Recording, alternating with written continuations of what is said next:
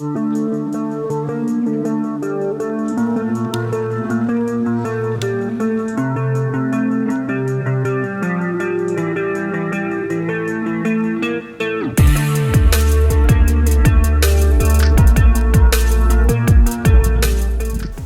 всем привет! Сегодня мы приготовим шашлык из куриной голени с адыгейским сыром. Поехали!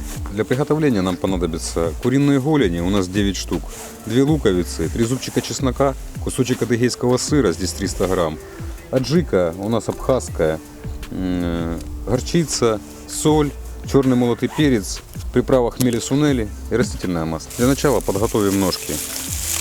Удалим косточку у голени.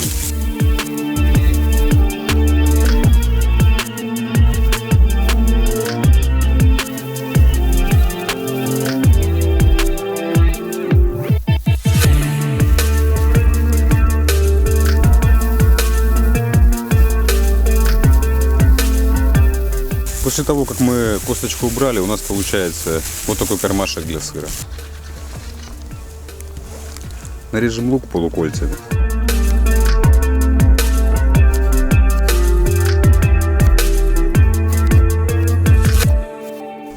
И добавляем к мясу. Натрем сюда чеснок. Добавляем пол чайной ложки соли.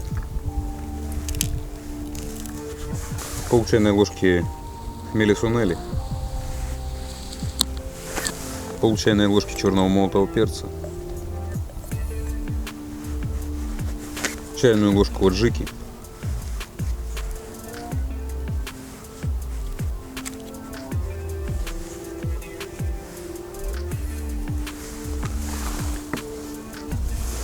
Чайную ложку горчицы.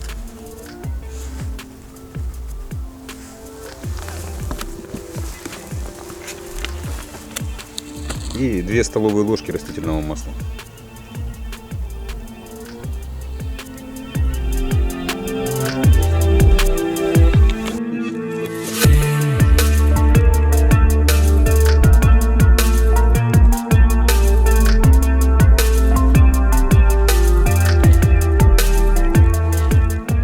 Нарезаем сыр, ну в нашем случае на 9 кусочков. У нас 9 ножек на 9 кусочков.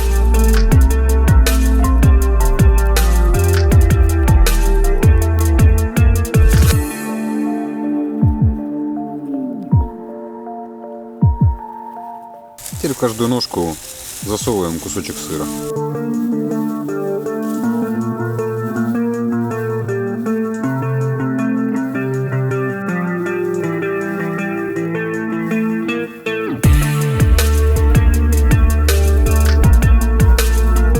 И оставляем так ножки на полчаса, минут на 40 помариноваться. Нанизываем курицу сыром на шампура.